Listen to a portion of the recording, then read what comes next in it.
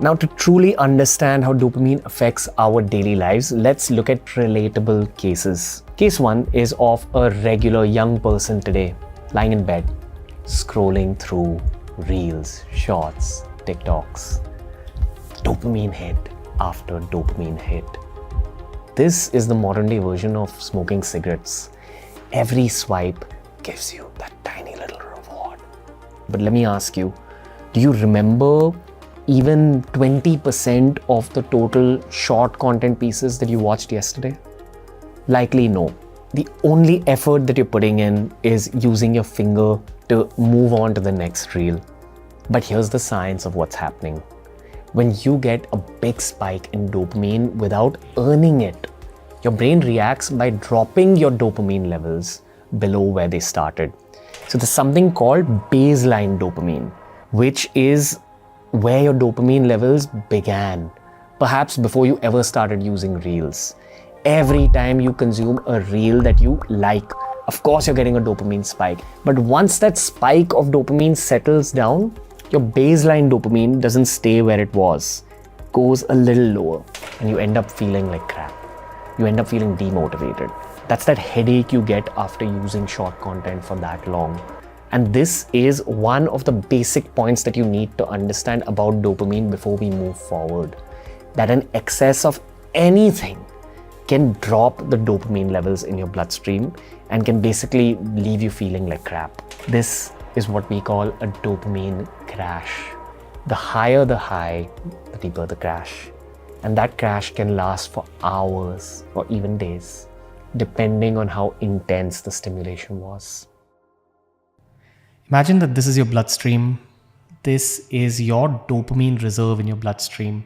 Currently, you're feeling fresh. Your dopamine levels are regulated. But if you try getting yourself intoxicated, or you try enjoying yourself, or if you wish to give some energy to your work, if you want to do something productive, in both cases, your dopamine system releases some dopamine into your bloodstream. Now, clearly, the levels of dopamine that are available in your body are lesser because some of it has already gone to your bloodstream. So this glass needs time to be refilled. The higher the degree of indulgence or hustle, the longer it'll take for your dopamine levels to get regulated. We use the Reels example to explain it from a daily life perspective, but all forms of addiction that leave you feeling like crap work in the same manner. The worst part of being in that low phase with lower levels of dopamine is that your brain craves more dopamine when there's a lack of it in your bloodstream. So you pull out your phone again, you start scrolling again, you open up that pack of cigarettes again, you roll a joint again, you eat junk again, but each time you do that, you're digging a deeper hole for yourself. Because eventually, every drop in dopamine is going to be lower than the previous drop. The game is all about fixing these drops in dopamine. You have to start earning your dopamine again through effort, not shortcuts. And that's the core of every successful person in the world. They focus on the slow release of dopamine over the course of a 24-hour period or over the course of 25 years of human life. The issue isn't with dopamine itself, but it's with your relationship with dopamine. Overstimulation leads to depletion. That's a misuse of our dopamine circuitry. It's ignoring the fact that dopamine is not infinite in its availability. Your first cigarette will always feel much better than your 1000th cigarette. What the world calls addiction is effectively your dopamine system's malfunctioning in the long term. But remember, that glass needs time to refill. There's a reservoir of dopamine in your body, and it can be depleted, but it can also be replenished.